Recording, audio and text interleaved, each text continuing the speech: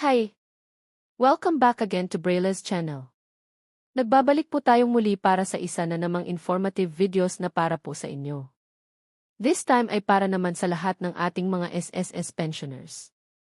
Alam nyo bang maaari na po tayong makapag-invest sa Pag-ibig MP2 program kung saan pwede po tayong kumita ng up to 7 to 8% per annum?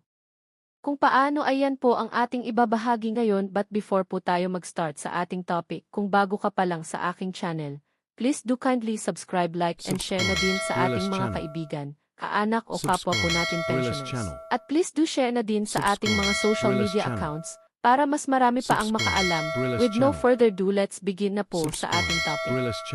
Good news to all SSS pensioners. Mag-apply at kumita sa Pag-ibig MP2 program at kumita ng up to 7 to 8% per annum. Paano mapasali sa MP2 program? Tara alamin po natin. Para sa lahat ng SSS pensioners po natin na nagnanais mag-apply o mag-avail ng Pag-ibig MP2 program at kumita ng 7 up to 8% taon-taon. Alam nyo ba na simula nitong nakaraang taon ay pwede na pong mag-apply ang lahat ng ating mga SSS pensioners ng Pag-ibig MP2? Ang Pag-ibig MP2 ay bukas sa mga retirado at pensyonado na dating miyembro ng Pag-ibig Fund, basta't nakapag-contribute ng hindi bababa sa 24 months bago pa tayo nagretiro. Ito ay isang magandang paraan para palagin ang pera na may mataas na dividend rates. Basta't dati po tayong miyembro ng Pag-ibig ay automatic na po tayong makakapag-open o makapag-invest sa Pag-ibig MP2. Hindi katulad sa mga existing Pag-ibig member kung saan need pa nilang makapag-save ng at least 6 months sa kanilang regular savings to qualify for MP2. Ang ating ipapasok na savings ay kikita annually ng dividend rate depende sa announcement ng Pag-ibig katulad ngayong 2025 kung saan kumita ang lahat ng MP ng 7.12%.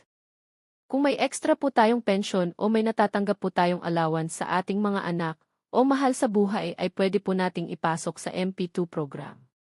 As low as 500 pesos minimum savings ay pwede na po tayong makapag-invest sa MP2. Kung 500 pesos monthly savings po natin ay maaari po tayong kumita ng up to 200 to 300 yearly.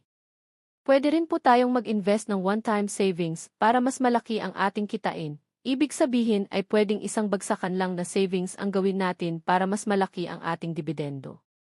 Alam nyo ba na kung makapag-invest po tayo ng 100,000 pesos ay maaari po tayong kumita ng up to 8,900 pesos kada taon? Kung halimbawa na 20,000 pesos naman sa loob ng isang taon ay kikita po ito ng up to 1,400 plus na dividend income. Hindi na masama, hindi ba? Kung meron naman po tayong extra budget, imbes na nakatabi lang sa atin or sa bangko gali not to invest na lang sa Pag-ibig. Bakit nga ba kailangan pang mag-invest sa Pag-ibig matanda na kami?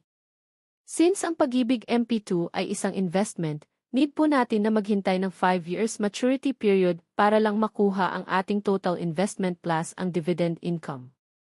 Ito po ay isang paghahanda para sa mga mahal natin sa buhay kung sakaling tayo ay mawala, alam natin na may maiiwan po tayo sa kanila bilang pamana.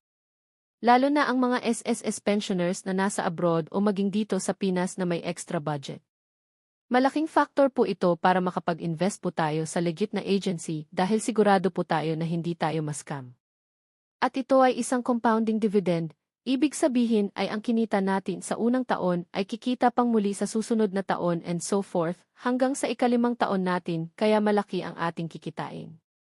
Paano nga ba makapag-apply ng MP2? Maaari po tayong makapag-invest o mag-apply through online virtual Pag-ibig o pwede rin sa any Pag-ibig branch na malapit po sa atin. At pwede po tayong makapagbayad through GCash, Payment Center at any e-transfer app. Hoping nakapagbigay po ito ng idea sa ating mga SSS pensioners na nagnanais mag-invest o magkaroon ng Pag-ibig MP2. Para sa iba pang katanungan ng nasabing programa ay pwede po tayong makipag-ugnayan sa Pag-ibig Hotline 87244-244 para sa legit na kasagutan. That's it! Manatili po kayong nakatutok sa aking channel para sa iba pang informative videos na para po sa inyo. Marami pong salamat and God bless po sa lahat.